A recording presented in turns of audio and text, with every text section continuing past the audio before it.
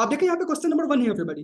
Okay, identify कि pattern कैसे। सबसे पहले हमारा फॉर्मूला क्या बोलता है, सब्जेक्ट आइडेंटिफाई करना आपको। What is the subject here, the atmosphere is heated more by incoming solar radiation than by terrestrial radiation. Got it. तो इसे आप क्या बोल सकते हो, एनवायरनमेंट बोल सकते हो, राइट एवरीबॉडी। फाइन, पहला स्टेटमेंट ये है। दूसरा स्टेटमेंट ये है कि carbon dioxide CO2 and other green house gases everybody. Green house gases आप जानते हैं जो बेसिकली टेंपरेचर बढ़ाने का काम करते हैं अर्थ पे। Okay, in the atmosphere are good absorbers of the long wave radiation. Long wave radiation जो होती है, राइट, वो अर्थ पे ट्रैप हो जाती है क्योंकि CO2 और जो अलग दूसरे ग्रीन हाउस गैसेस है, राइट, वो ऑब्जर्व कर देते हैं यहाँ। ओके, सो हमारे सामने रूल क्या है, what is the rule everybody.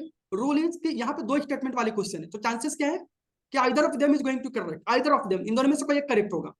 Got it. ऐसा 7 आउट ऑफ 10 सिचुएशन में होगा, 3 सिचुएशन में गलत भी होगा, बट वहां पे आपको स्टेटमेंट पढ़ना भी है। अभी के लिए मैं ब्लाइंडली आपको बता रहा हूँ कि इन दोनों में से आंसर कोई एक ही ट्रू होगा। अब देखो ऐसा कौन सा ऑप्शन है, सी एंड डी, राइट। सी में बोलता है statement 1 is correct but second is wrong. D में बोलता है statement 1 is incorrect but second is correct. Okay, ठीक है।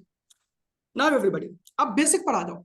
ओके, अगर आपको क्लास 6 की ज्योग्राफी की एनसीईआरटी अगर आपने नहीं पढ़ी है, अगर आपने पढ़ी होगी तब आज इसका आंसर आ गया है कि सबसे ज्यादा जो अर्थ की टेम्परेचर जो होती है वो किसकी वजह से होती है, टेरेस्ट्रियल रेडिएशन के थ्रू होता है।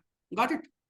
इनकमिंग सोलर रेडिएशन के थ्रू नहीं, मतलब वो सोलर ही है, राइट। सन से जो टेम्परेचर हमारे पास आ रहा है वो अर्थ में आने के बाद ट्रैप हो जाती है, राइट। अर्थ उसे बाहर रिलीज नहीं होने दे रहा है, क्यों, ग्रीन हाउस गैसेस की वजह से। Got it. तो ग्रीन हाउस गैसेस की वजह से यहीं पर क्या हो रहा है, वो सारी गैसेस ट्रैप हो जा रही है, राइट। तो यानी अर्थ टेरेस्ट्रियल लेवल पर रेडिएशन ज्यादा होगा। तो फर्स्ट इज रॉन्ग एवरीबॉडी। पहला रूल तो ये था। अगर आपको फिर भी नहीं समझ में आ रहा है तो कुछ बेसिक रूल्स होते हैं लॉजिक वाले, वो हमने डिस्कस किया। क्या बताया मैंने आलेख, क्या आपको कंपैरिजन हो तो रॉन्ग होगा। फर्स्ट में देखो इन्होंने कंपैरिजन किया है, मोर बाय। मोर बाय का मतलब क्या है, एक का दूसरे के साथ में कंपैरिजन कर रहे हैं, तो कंपैरिजन यूजुअली यूपीएससी के प्रोजेक्ट्स के अंदर रॉन्ग होता है। Good enough, I can see the answer. बहुत ही बढ़िया आप लोग आंसर दे रहे हैं, बहुत ही बढ़िया, समझ पा रहे हो आप।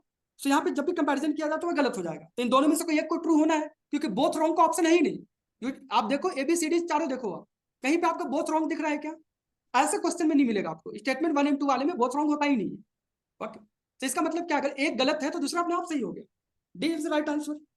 Got it everybody. हाँ, we will practise it, don't worry. हम सोचे कि क्वेश्चन लॉलीपॉप की तरह बहुत ही आसान है, इट्स ओके, ऐसे ही क्वेश्चन आएगा। ओके, सेम क्वेश्चन नहीं होगा लेकिन पैटर्न सेम होगा, रूल सेम होंगे। Alright, yes, D everybody, good enough, बहुत ही बढ़िया।